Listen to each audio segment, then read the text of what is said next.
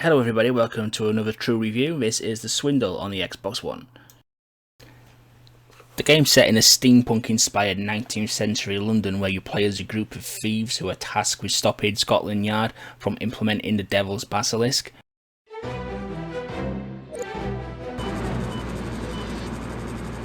If you don't stop the Devil's Basilisk going live within 100 days, Scotland Yard will have total surveillance of London, rendering the thieves' job untenable.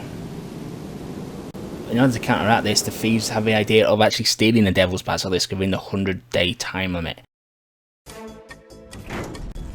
How the time limit works is each heist you partake in actually takes up 1 day, whether it succeeds or fails. So in effect you have 100 lives to build up enough skills and levels and money to be able to actually infiltrate the final level and to actually steal the Devil's Basilisk itself.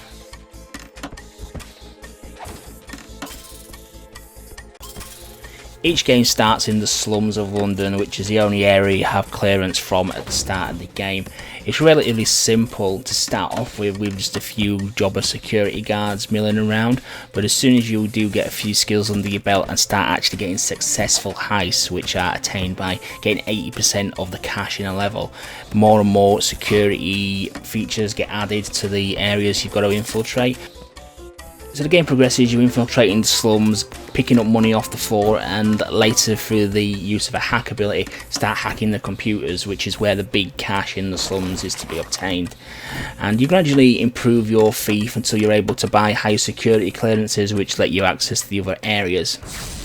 Now, the game has a brutal difficulty level. Your thief can take one hit and he is dead.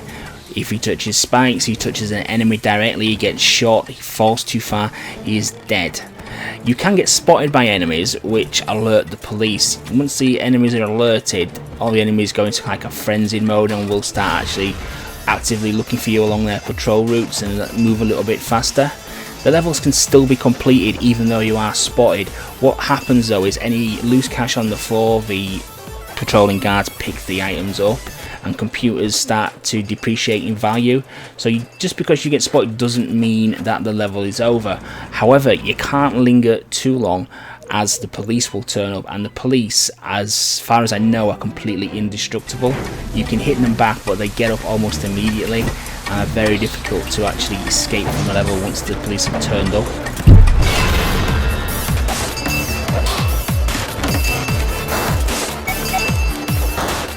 So you continue to do heists which get more and more complicated, gain more cash which allows you to gain access to more areas which obviously carry bigger rewards, but also the difficulty goes through the roof yet again.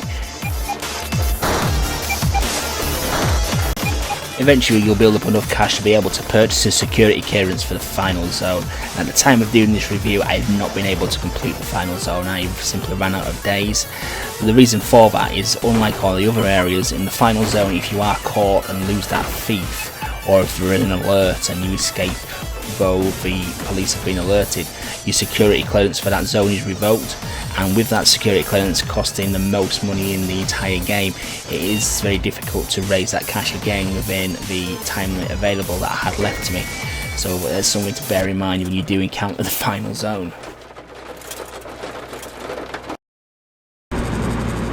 Graphics of this game is done really well. It's hand-drawn graphics yet again, which I absolutely love. They're done in a steampunk, cel-shaded kind of way, and for me the characters have an appearance of like cardboard cutouts. It's like an animated cardboard cutout show. It's done really well, and the lighting effects really help make the game work as well. The enemies are well drawn, there's tons and tons of enemies as well, who are all different graphically. It's really done well. I really love the music in this game as well. It really adds to the atmosphere. It's kind of that mischievous kind of music where it's like you're up to something you're not supposed to be up with, and it's dramatic and it's suspenseful at the same time as well. And when you get caught and the sirens go off, the music ups itself in tempo, and you do feel a lot of pressure trying to get out of there before the police turn up and end your run. The sound effects are done really good as well, with the slamming of the doors, the sound of the sirens when you hit enemies and stuff, and when bombs explode. It's done really good. As you probably know from watching my videos, I like to mention the achievements in the game. This one carries 15 achievements for the full 1000 points gamer score, and it is going to be a very tricky 1000 points. especially down to a run achievement in particular. You have to complete the game with your original starting thief. That means no deaths at all in the entire game, and as I mentioned during the course of this review, the difficulty level of this game is brutal.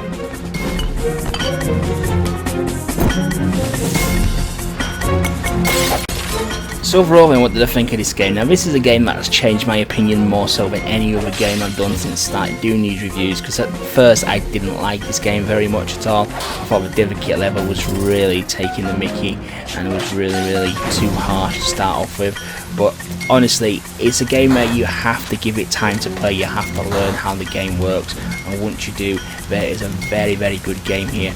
I would easily put this in my top 10 of games released digitally on the Xbox One so far. It just really is a fantastic idea. It's not without its problems. The one thing I forgot to mention earlier on was that the levels are procedurally generated, and early days in the game when your thief doesn't have a lot of skills, it can generate you situations where you can't progress simply because you haven't got the skills to bypass the terrain that it puts in front of you. So I'm going to give the Swindle the highest rating I've given the game since I've started doing my reviews, and that is an amazing 9 out of 10. Honestly, really love this game, but like I say, you have to get over the harsh difficulty level. This is not a game for the faint-hearted.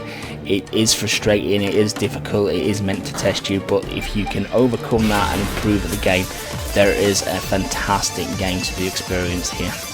So I hope you enjoyed that review, guys. Please remember to like, comment and subscribe on the video, and do follow me on my social media pages. As I've said before, it does really help me get these games to you as quickly as possible, to as near or even before release.